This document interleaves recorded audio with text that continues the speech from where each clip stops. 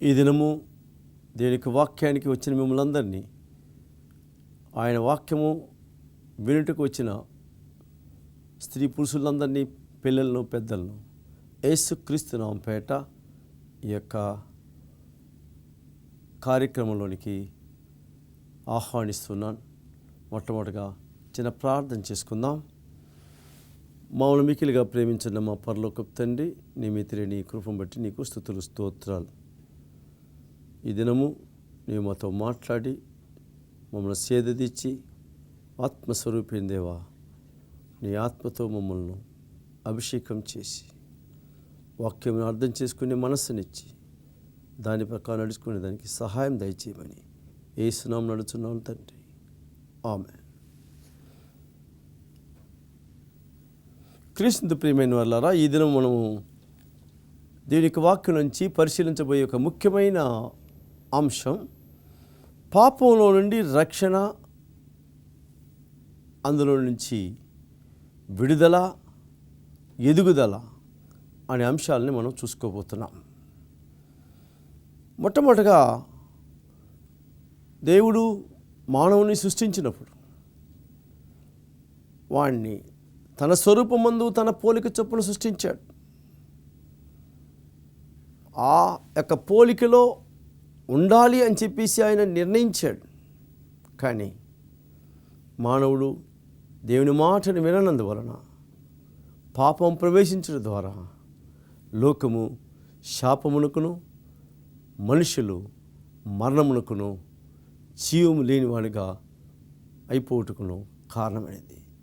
ఈయన యొక్క ముగింపు ఎప్పుడు అనేదాన్ని మనం రాబోయే దినాల్లో చూసుకోబోతున్నాం. కానీ ఈ దినం మాత్రం పాపం నుండి ఈ లోకంలో రక్షణ ఎలాగూ అని చెప్పి చూసేటప్పుడు మొదటి యోహాను పత్రిక 1వ అధ్యాయం 7వ వచనం ఇలా చెప్పబడుతుంది: యేసుక్రీస్తు యొక్క రక్తము ప్రతి పాపము నుండి మనలను పవిత్రులుగా చేయును.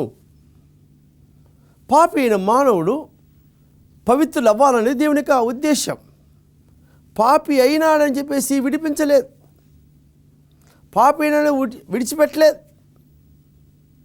ఆయన ప్రేమామయుడు కనుక ప్రేమను చూపించుటకు యేసుక్రీస్తును తన సొంత కుమారుణ్ణి ఈ లోకానికి పంపించి ఆయన రక్తం ద్వారా మనకు పాప విమోచన చేయాలని చెప్పి, మన పవిత్రులు చేయని చెప్పి ఆయన నిర్ణయించుకున్నాడు. ఆ నిర్ణయం ప్రకారం యేసుక్రీస్తు సిలువలో తన ప్రాణమును పెట్టాడు, రక్తమును కార్చాడు. ఆ రక్తం పాపమునకు కట్టవలసిన వెల కనుక ఆ పాపం నుండి విడుదల చేయుటకు ఆ రక్తమునకు ఒక అధికారమును, ఆ రక్తమునకు ఒక విలువను ఉంటున్నది. మనం వజ్ర వైడూర్యాలతోనో బంగారుతోనో కొనబడలేదని చెప్పేసి దీనికి వాక్యంలో మనం చూస్తున్నాం. ఇక్కడ చెప్పబడిన మాట ప్రకారం ఆయన రక్తము మనల్ని పవిత్రపరుస్తుంది. రెండవదిగా అదే మొదటి యోహాను పత్రిక 1వ అధ్యాయం 9వ వచనంలో మన పాపములను మనము ఒప్పుకొనిన ఎడల ఆయన నమ్మదగిన వాడును నీతిమంతుడును గనుక ఆయన మన పాపములను క్షమించి సమస్త దుర్నీతి నుండి మనల్ని పవిత్రులుగా చేయును అని చెప్పి ఈ యొక్క వాక్యం చెప్తున్నది. కాబట్టి ఆయన నీతిమంతుడు, ఆయన మనల్ని క్షమించేవాడు, ఆయన మన దుర్నీతి నుండి మనల్ని విడిపించేవాడు అని చెప్పేసి ఇక్కడ మనం చూస్తూ ఉన్నాం. కాబట్టి ఏం చేయాలి అని అంటే ఒక్క మాట ఇక్కడ సెలవిస్తున్నాడు: మన పాపములను మనము ఒప్పుకోవాలి. ఒప్పుకోనకపోతే మనకి క్షమాపణ లేదు. ఒకడు తప్పు చేసినవాడు ఆ తప్పుని ఒప్పుకుంటే దేవుడు క్షమిస్తూ ఉన్నాడనేది ఈ యొక్క వాక్యాన్ని మనం చూస్తున్నాం. అయితే ఆయన క్షమించేదానికి సిద్ధముగా ఉన్నాడు కనుక మనము చేయవలసిన ఒక్క కార్యం ఏంటంటే, పాపము ఇదేని మనకి తెలిసిన తర్వాత ఆ పాపాన్ని, చేసిన పాపాన్ని, ఆలోచించిన పాపాన్ని మనము ఆయన దగ్గర ఒప్పుకోవాలి. అప్పుడు ఆయన రక్తము, కార్చిన రక్తము మనం పవిత్రగా చేసిన రక్తము మనల్ని ఈ యొక్క పాపం నుంచి రక్షిస్తుందని చెప్పి మనం చూస్తున్నాం. అయితే కొన్ని మాటలు మనము దేవుని యొక్క వాక్యంలో పరిశీలించినప్పుడు ఆయన సిలువలో వేలాడాడు, ఆయన సిలువలో మనకి రక్తమును కార్చాడు. అయితే దీని యొక్క వాక్యము ఇంకొక చోట ఇలాగ రాయబడుతుంది. దీని గురించి అనేక మంది అనేక విధాలుగా ఆలోచిస్తున్నారు. కానీ ఈరోజు మనం ఆ యొక్క వాక్యాన్ని పరిశీలించి ముందుకు వెళ్ళిపోదాం. మ్రాణ మీద వేలాడిన ప్రతివాడు శాపగ్రస్తుడని వ్రాయబడి ఉన్నది. అయితే దానికి మారుగా, దానికి విరోధంగా లోకమైతే ఆయన మాన మీద వేలాడాడు, ఆయన శాపగ్రస్తుడయ్యాడు, ఆయన పాపి అయ్యాడు అని ఏమేమో మాట్లాడుతున్నారు. కానీ దీనికి వాక్యం ఏం చెప్తుంది? 1 కొరింథీ 1 అధ్యాయం 18వ వచనంలో సిలువను గూర్చిన వార్త, రక్షించబడుచూ ఉన్న మనకు దేవుని శక్తి అయి ఉన్నది. దేవుని యొక్క శక్తి సిలువను గూర్చిన వార్తలో మనకి దొరుకుతున్నది. ఎందుకనగా పాపులను రక్షించుటకు ఈ లోకానికి ప్రభువైన క్రీస్తు వచ్చినాడనే మాట నమ్మదగినది. ఆయన రక్షించేదానికి వచ్చాడు, ప్రాణముని పెట్టేదానికి వచ్చాడు. ప్రాణము ఎక్కడ పెట్టాలని ఆయన ఎప్పుడైతే అనుకున్నాడో ఆయన నియమించుకున్నాడు, ఒక స్థలాన్ని గుర్తు చేసుకున్నాడు. అది సిలువలో అని మాత్రమే ఆయన ఒప్పుకున్న కారణం చేత ఈ యొక్క సమయంలో సిలువను గూర్చిన వార్త, ఆ సిలువలో పాపికి రక్షణకై, పాపమునకు ప్రాయచిత్తమునకై చిందించవలసిన ఆ రక్తము సిలువలో చిందించబడాలి కనుక, చిందించబడింది కనుక ఆ వార్త మనకి శక్తి అయి ఉన్నది. అది దేవుని శక్తి అయి ఉన్నది. ఎందుకనంటే మనము విడిపించబడ్డాం, మనము రక్షించబడ్డాం. ఇక ఆ రక్షణలో మనము ఎదగాలి, ఆ రక్షణలో కాపాడుకోవాలి, ఆ రక్షణ కొరకు మనము జీవించాలి. ఇది దేవుని యొక్క ఏర్పాటు. ఇలాగా మనము చూసుకుంటూ పోతూ ఉన్నట్లయితే ఆయన గురించి ఏం చెప్పబోతుందంటే, తాను ఎందరు అంగీకరించిరో వారందరికీ, అనగా తన నామమునందు విశ్వసించు వారికి దేవుని పిల్లలగుటకు ఆయన అధికారం అనుగ్రహించెను. ఇప్పుడు ఆయన ఎవరైతే అంగీకరిస్తున్నారో, అయ్యా నీవు నా కొరకు రక్తము చిందించి నేను మరణం అవ్వాల్సిన వాడిని, అయితే నా కొరకు నీవు మరణం పొందావు అని నేను నిన్ను అంగీకరిస్తున్నాను. నీ త్యాగాన్ని, నీ యొక్క ప్రాణాన్ని, నీ యొక్క కార్యాన్ని నేను ఒప్పుకుంటున్నాను నాయనా, నీ చిత్తానికి నేను తల ఊగుతున్నాను తండ్రి అని ఎవరైతే ఒప్పుకుంటారో, నీవే నా రక్షకుడు, ఎందుకనగా యేసు సమస్త పాపం నుండి రక్షించును అని చెప్పిన మాటని నేను నమ్ముతున్నాను ఆయన అని చెప్పి ఎవరైతే అంగీకరిస్తారో వారికి అందరికీ దేవుని కుమారులు అయ్యే అధికారం ఇస్తున్నారు. దేవుని కుమారునికి ఎంత అధికారం ఉన్నదో పరలోకంలో ఈ భూమి మీద అదేలాగూ ఈ భూమిపైన పరలోకములోనూ ఒక అధికారాన్ని దేవుడు మనకిస్తున్నాడు. ఇది దేవుని శక్తి, ఉచిత కృప వల్ల కలిగింది, అంతే కానీ మనమే ప్రయాసపడో మనమే యొక్క కార్యము చేసో కాదు. కానీ కృష్ణ ప్రియమైన వల్లారా, మనిషి యొక్క ప్రయాస వలన పాపి రక్షణ పొందలేడు అనేది మనము తెలుసుకొని అందులో ఎదగాలి, ప్రభువుకు సమర్పించుకోవాలని చెప్పేసి ఈ యొక్క వాక్యం చెప్తుంది. ఇప్పుడు మానవునిగా జన్మించిన మనం, మానవునిగా జన్మించుటకు దేవుడు మనల్ని ముందుగా ఏర్పరచుకున్నాడు. అదే విధముగానే క్రీస్తు యేసులో మనము జన్మించాలని ఆయనలో మనల్ని ముందుగా ఎన్నుకున్నాడు. క్రీస్తు ప్రియమైన వాళ్ళ దీన్ని మనం మర్చిపోకూడదు. కాబట్టి దేవుని మూలముగా పుట్టిన ప్రతివానిలో ఆయన బీజము నిలుచును, ఆయన విత్తనము నిలుచును, ఆయన వాక్యము నిలుచును, ఆయన యొక్క జీవము నిలుచును, ఆయన యొక్క శక్తి నిలుచును. ఇదే దేవుని యొక్క శక్తి. నా వాక్యము శక్తి కలిగినదని చెప్తున్నాడు. బీజము అనగా అక్కడ చెప్పబడే మాట ఆ యొక్క విత్తనం, ఆ విత్తనం అనే దాన్ని దేవునికి వాక్యంలో ఏం చెప్తుందంటే విత్తనము వాక్యానికి పోల్చబడుతుంది. ఎన్నో చోట్ల మనం చూడవచ్చు. కాబట్టి ఇక్కడ ఆ బీజము నిలిచిందంటే అది ఫలించి అభివృద్ధి పొంది ఫలములను పండిస్తుంది. కాబట్టి క్రీస్తు ప్రియమైన వాళ్ళరా, ఆ బీజం నిలిచిన గనుక వాడు పాపము చేయడు. వాడు దేవుని మూలంగా పుట్టినవాడు కనుక పాపం చేయజాలడు. పాపం వాడిని ఎంత ప్రేరేపించినా, పాపం వాడిని ఎంత బందీగా చేసుకొని ఉన్నా, యేసుక్రీస్తు ద్వారా విడుదల పొందినవాడిగా, రక్షణలో ఎదుగుతూ ఉన్నవాడిగా వాడు పాపము చేయజాలడని చెప్తున్నది.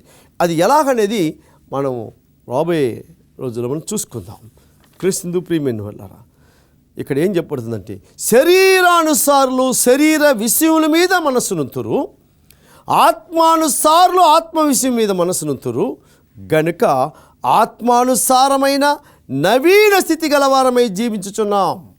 అవును, మనము ఇంతవరకు పాపపు స్థితిలోనూ మానవ స్థితిలోనూ బంధించబడి ఉన్న మనకి యేసుక్రీస్తు చేసిన ఆ త్యాగము ద్వారా యేసుక్రీస్తు మన కొరకు జీవించుచూ ఉన్నాడు కనుక, ఆయన మరణించినను పునరుద్ధానుడై పరలోకంలో మనకు ఉన్నాడు కనుక, ఆయన మన కొరకు జీవించి మన జీవింప చేస్తున్నాడు కనుక ఆత్మానుసారమైన నవీన స్థితి మనకి కలుగుతున్నది.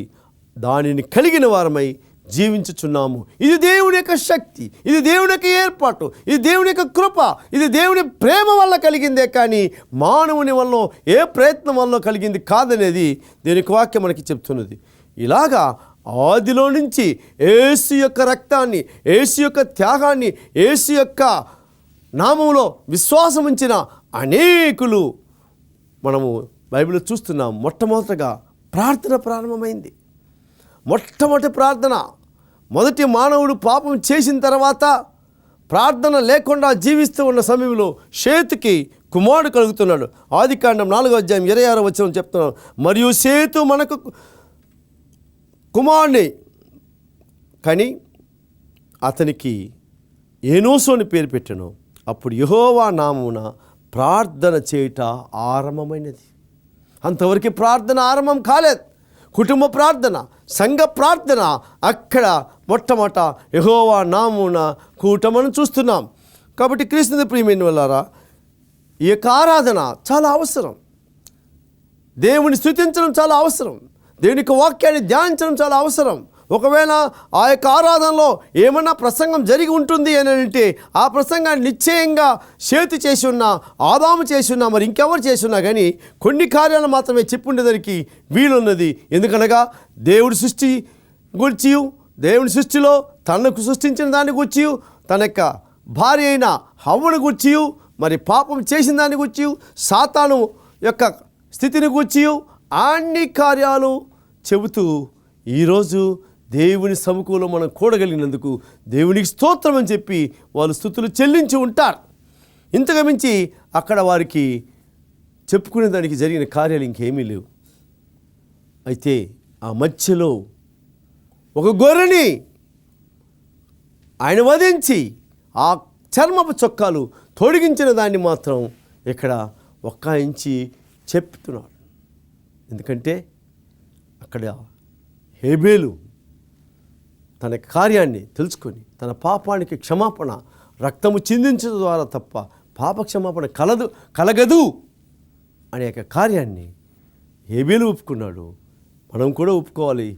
యేసుక్రీస్తు రక్తం ద్వారా మనకి ప్రక్షాళన అవుతున్నది, పాపము పరిహరించబడుతుంది అనేదాన్ని మనము నమ్మిన వారంగా ఇక్కడ కొత్త నిబంధనకు వచ్చేవరకు అందరూ కూడి ఉన్న సమయంలో పేతురు లేచి ఆత్మవశుడై ఆత్మ అభిషేకం చేయగా, ఆయన ప్రసంగం చేయగా 3000 మంది బాప్తిసం పొందారు. ఆ పొందిన వారు కూడి ఆరాధించేదని కూడుకుంటున్నారు అని చెప్పి దేనికి వాక్యంలో మనము చక్కగా చూస్తూ ఉన్నాం. క్రీస్తు ప్రియమైన వాళ్ళరా, ఇక్కడ అపోస్తల కార్యం 2వ అధ్యాయం మనం చూసినప్పుడు ఆ యొక్క 40 నుంచి మనం చూస్తూ పోతే ఇక్కడ ఈ ఎలాగ ఉన్నది మనము 41-42 మాత్రం చదువుకుందాం. కాబట్టి అతని వాక్యము అంగీకరించిన వారు బాప్తిసం పొందిరి. ఆ దినమందు ఇంచుమించు 3,000 మంది చేర్చబడిరి. వీరు అపోస్తుల బోధ యందును, సహవాసమందును, రొట్టె విరుచుటెందును, ప్రార్థన చేయుటెందును ఎడతెగక ఉండిరని చెప్పి దేవుని యొక్క వాక్యము చెబుతున్నది. కాబట్టి మనం చేయాల్సిన ముఖ్యమైన పని ఏమిటి అని చూసినట్లయితే, మనము సహవాసమందు ఉండాలి, మనము ప్రార్థన చేయుటలో ఉండాలి, అపోస్తుల బోధ యందు ఉండాలి, బాప్తిసము పొందిన వారమై ఉండాలని చెప్పేసి దేవుని యొక్క వాక్యం చెప్తుంది. క్రీస్తు ప్రియమైన వాళ్ళారా, ఇక్కడ ప్రార్థన ముఖ్యము, సహవాసం ముఖ్యము, దేవుని యొక్క వాక్యము ముఖ్యమనేది మనము మర్చిపోకూడదు. బాప్తిసం పొందినంత మాత్రాన కాదు, కానీ ఎదుగుదల కావాలంటే ఖచ్చితంగా దేవుని యొక్క వాక్యాన్ని వింటూ దాని ప్రకారం నడిచేదానికి పరిశుద్ధాత్మ దేవునికి మనము సమర్పించుకోవాలి. ఇక్కడ ప్రార్థన చేయుట, ఆ ప్రార్థన చేసేదానికి సహవాసం అవసరం. ఈ సహవాసం లేకుండా ఉంటే, ప్రార్థన చేయకుండా ఉంటే ఎదుగుదల ఉండదు అనేది చూస్తూ ఉన్నాం. అలా ఎదుగుతూ ఉన్న సమయంలోనే, ఇలాంటి స్థితిలోనే కార్యాలు ఎన్నో మనం చూసుకోవచ్చు. ఎందుకనగా ఇక్కడ దేవుని వాక్యంలో మనకి గోచరం కాని కార్యాలు, అగోచరమైన కార్యాలు ఎన్నో జరిగిపోతూ ఉన్నాయి.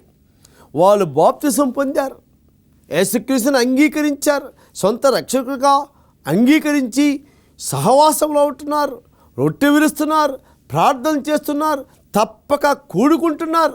సంఘముగా, సమాజంగా వారు కూడుకున్నా కానీ, అయితే వారిలో ఉన్న ఆ యొక్క శరీర సంబంధమైన మనస్సు, శరీరానుసారమైన కార్యాలకి చోటిచ్చి, ఈ లోక సంబంధమైన కార్యాలని ఆలోచించి వాటినే అనుసరించాలని చెప్పేసి అనేక సార్లు అనేకులు తప్పిపోయారు. ఈ రోజుకి కూడా అనేకులు తప్పిపోతూ ఉన్నారు. దీని నుంచి ఎలాగూ విడుదల, ఇందులో నుంచి ఎలాగూ ఎదుగుదల అనేది ప్రతి ఒక్కరికి ఉండే సమస్య. ఈ సమస్యను పరిష్కరించుకోవాలంటే ఒకటే ఒక మార్గం. ఆయన చెప్తున్నాడు, యేసు నేనే మార్గం అంటున్నాడు. ఇంక వేరే ఏ మార్గము లేదు. ఆయన నామమున, ఆయన యొక్క స్థితిలో, ఆయన చెప్పేదాన్ని బట్టి మనం నడుచుట ద్వారా మాత్రమే మనకి రక్షణ కలుగుతుంది. ఆ రక్షణలో ఎదుగుదల, ఆ రక్షణలో అభివృద్ధి, ఆ రక్షణలో యేసుక్రీస్తు యొక్క స్వరూపము మనలో ఏర్పడుతుంది. అంతవరకు చేయవలసిన కార్యక్రమము చేయకుండా అనేకులు ఏం చేస్తున్నారని అంటే, ఆయన మాటను పెడచెవిని పెడుతున్నారు, ఆయన వాక్యాన్ని విడిచేస్తున్నారు. సొంత ఆలోచనలు, సొంత కార్యాలు, సొంత తీర్మానాలు చేసుకుంటున్నారు. అలాగ చేసుకునే వారిలో మొట్టమొదటి కుటుంబం మనకి అపోస్తల కార్యం 5వ అధ్యాయంలో కనపడుతున్నారు, అననీయ సఫీరా. వీరిద్దరూ ఎవరు అడగలేదు వాళ్ళని, మీరు ఆస్తి అమ్మి మాకు కానుకలు తీసుకొచ్చివని ఎవరు అడగలేదు. కానీ వాళ్ళు అమ్మారు, కానీ తీసుకొచ్చి వాళ్ళు సగం తీసుకొచ్చారు. క్రీస్తు ప్రియమైన వాళ్ళారా, దీనికి వాక్యంలో ఒక మాట ఉంది, నీకు ఒప్పుకోమని ఎవరు చెప్పలేదు. కానీ ఏదైనా ఒప్పుకున్నావంటే ఆ ఒప్పుకున్న దాన్ని నీవు వెంటనే చెల్లించు. నీవు ఒప్పుకున్న దాన్ని చెల్లించకపోతే అది నీకు పాపమై మిగులుతుంది, అది నిన్ను మరణాన్ని ఎత్తిస్తుందని చెప్పేసి ఇక్కడ అననీయ సఫీరాల యొక్క జీవితం మనం చూస్తూ ఉన్నాం. కాబట్టి పాపము ఎలాంటిదంటే, దాన్ని విడిచిపెట్టేదానికి అది మనల్ని బంధించుకున్నది. కాబట్టి అందులో నుంచి విడుదల పొందలేని స్థితిలో మానవుడు ఆ శరీరానుసారమైన మనస్సుకి లాగబడుతున్నా అని చెప్పి వాక్యం చెప్తున్నాను. నేను ఒక చిన్న కార్యం చెప్పేసి ముగించాలా అనుకుంటున్నాను. ఒకనాడు ఒక వేటగాడు ఈ లోకంలో వాడు కోతుల్ని పెట్టి ఆటలాడించి డబ్బు సంపాదించుకునేవాడు. అడవికి వెళ్ళాడు, కోతుల కోసం వాడు ఎన్నో పన్నాగాలు పన్నాడు. కానీ ఒక పెద్ద ఆయన వచ్చి, ఏం చేస్తావంటే కూజాలాంటి ఒక ఇనుప చల్లెడిని చేసి అందులో వేరుశనగలు పెట్టావంటే వేరుశనగలు వాసన అది కోతికి చాలా ఇష్టం. కాబట్టి నీవు అలాగ చేయమని చెప్పినప్పుడు అలాగే చేసి అక్కడక్కడ కట్టేశాడు. కట్టేసిన తర్వాత ఆ యొక్క కోతులు వచ్చాయి, చేయి పెట్టాయి, పోలేదు, చెయ్యి మడిచాయి, ఇట్లా మడిచి లోపలికి ఇట్లా పోయింది. ఇట్లా పోయిన తర్వాత అది తీసుకొని పైకి రావాలంటే రాలా.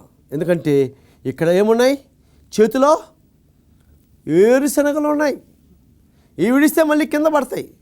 సరే మళ్ళీ ఇడిచేసి పైకి తీస్తామంటే ఆ వాసన దీన్ని విడిచిపెట్టనీయలేదు. అలాగే మానవుని యొక్క జీవితంలో పాపము మంచి ఆకర్షణగా ఉంటుంది. దాన్ని విడిచిపెట్టలేక బందీ అయిపోతున్నాడు. ఇక్కడ అననీయ, సఫీరా వీళ్ళ జీవితంలో మనం చూసేది అది. అలాగే ఎంతమందినైనా చూడవచ్చు.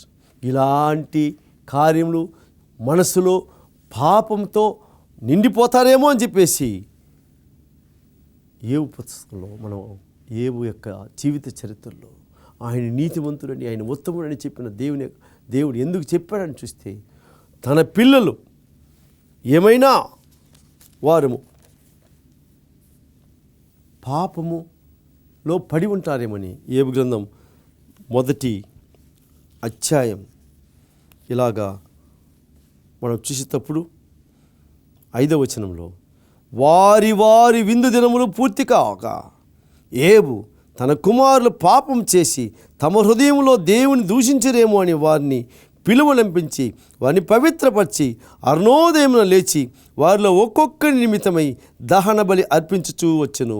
ఏబు నిత్యము అలాగునా చేయుచుండెను. క్రీస్తు ప్రియమైన వల్ల ఎంతటి స్థితి. అందుకే ఏబును గురించి దేవుడు సాక్ష్యం చెప్తున్నాడు. హృదయములో యోచించుకొని దేవునికి విరోధంగా వీళ్ళు నడిచుంటారేమో అని వారి కొరికి ఆ రక్తము ధారని, పాప పరిహారార్థ బలిని సమర్పిస్తున్నాడు. మనము పాపము చేస్తున్నామా లేదా, పాపము ఆలోచనలు వస్తున్నాయా లేదా, పాపము హృదయంలో మనల్ని పైకి లేవనెత్తి పాపంలో ఈడ్స్తున్నదా లేదా అనేది ఆలోచించుకుంటే మనము యేసు క్రీస్తు యొక్క రక్తానికి మనల్ని మనము సమర్పించుకోవాలి. ఆ రక్తం ద్వారా మన పాపమును కడుక్కోవాలి. దేవుడు ఇలాగ చేయుటకు సిద్ధంగా ఉన్నాడు. మనకు అడిగేదానికి సిద్ధంగా ఉన్నాడు. ప్రార్థన చేస్తామా, ఒప్పజెప్పుకుందామా? క్రీస్తు ప్రియ మా సహోదరి ఇక సమయంలో ప్రార్థన చేస్తాం. మౌనమికిలిగా ప్రేమించిన మా పరలోకపు తండ్రి, యేసు క్రీస్తు యొక్క రక్తం మమ్మల్ని శుద్ధి చేసి పవిత్రం చేసి మమ్మల్ని కడిగి నీ యొక్క పిల్లలుగా తీర్చిదిద్దుటకు నీవు చేసిన నీ త్యాగం కొరకు, నీ సమర్పణ కొరకు, నీ యొక్క చిత్తం కొరకు నీకు స్తుతులు స్తోత్రం సమర్పిస్తూ మా పాపములు కడిగి మమ్మల్ని నీకు బిడ్డలుగా స్వీకరించమని నిన్ను అంగీకరించిన వారుగా నీ దగ్గరికి వస్తున్నాం. మేము మరి ఒకసారి మా హృదయంలో పాపములు పడసూపునట్టుగా జీవించే జీవితం మాకు దయచేయమని యేసు నామమున అడుగుచున్నాను తండ్రి. ఆమేన్.